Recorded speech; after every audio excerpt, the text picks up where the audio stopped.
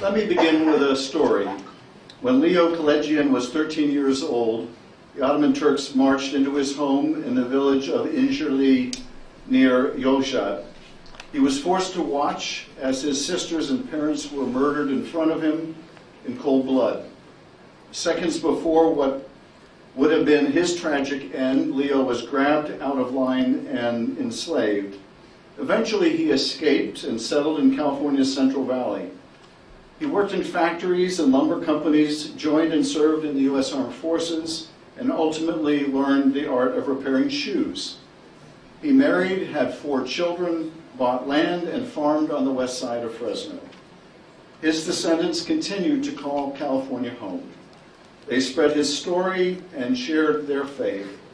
Their spiritual faith, yes, but also their faith that their community and their culture could and would live on, that the community they were forced to leave behind could find a new home in America. That dream Leo lived for was still alive and is still alive, well, in California.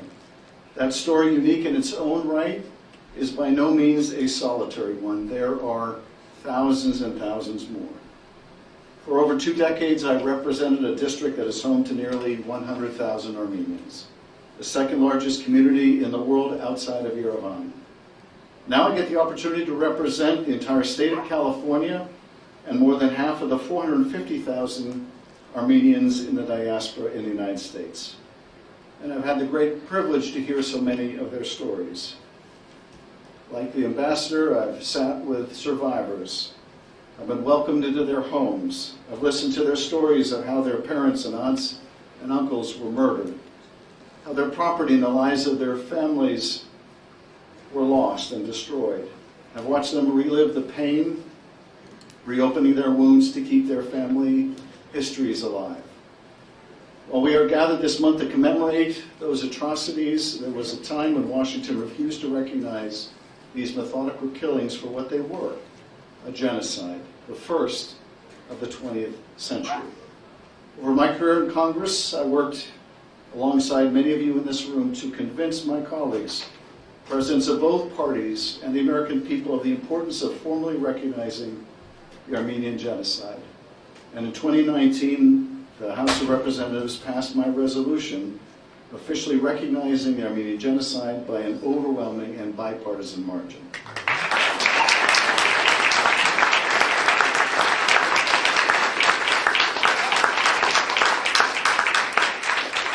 And in 2021, President Biden finally cast aside decades of shameful silence by our nation to become the first sitting U.S. president to officially recognize the Armenian Genocide. These historic achievements were only possible because of a resilient and empowered and enduring Armenian diaspora and decades of your hard work. It is a testament to the efforts of thousands of activists and organizations, communities, and faith leaders. It is a victory for human rights and for truth itself, and it is something that we achieved together. But we know all too well the work that remains to be done. We understand too keenly that the wounds are still open. They have not healed, and in some tragic ways, they have grown larger and begun anew. Turkey continues to engage in a long and dangerous campaign to deny the genocide and to silence anyone who speaks the truth. Indeed, Turkey's denial has become a genocide on top of a genocide, to compound upon the erasure of flesh and blood, an erasure of memory and of history. President Aliyev of Azerbaijan echoes the genocidal language and actions of a century ago, and with the support of Turkey. They attacked Artsakh in 2020. They blockaded Artsakh for nearly 10 months starting in December 2022. And then in 2023, the Aliyev regime took control of Artsakh, an area they had systematically starved and ethnically cleansed of the indigenous Armenian population. They have not given up their ambition, nor their overt attempts to forcibly capture more Armenian lands. Azerbaijan continues to hold Armenian POWs from that conflict. Just 2 days ago, I prioritized their plight and that of other Armenians missing from the raid and the cleansing of Artsakh by submitting a provision to be included in this year's defense authorization bill to bring them home.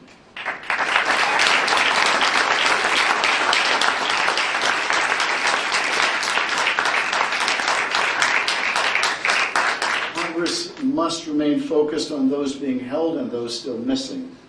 And the President of the United States must use all the tools at his disposal to pressure Aliyev to release them.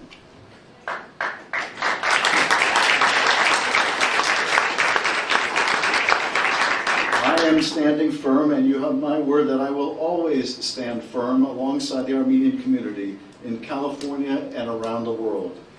That I will share your stories and dreams, the hopes of a people and a place that, against all odds, continues to persevere. Despite the horrors the Armenian people have faced and continue to face, their faith has not been broken. Their determination has not abated, and they have not wavered. The Armenian people have overcome the harshest of trials, and yet they remain strong and unbowed around the world. There is some hope of an agreement between two countries on a peace deal, but this must bring actual peace and not merely pave the way for Azerbaijan to gain an upper hand and contemplate a new genocide. There is an old Armenian proverb: the water goes, the sand remains. The person dies, the memory remains. So as we pause to remember the innocent victims of the Armenian Genocide, we also reflect on the resilience of those who survived, and we continue to fight for them.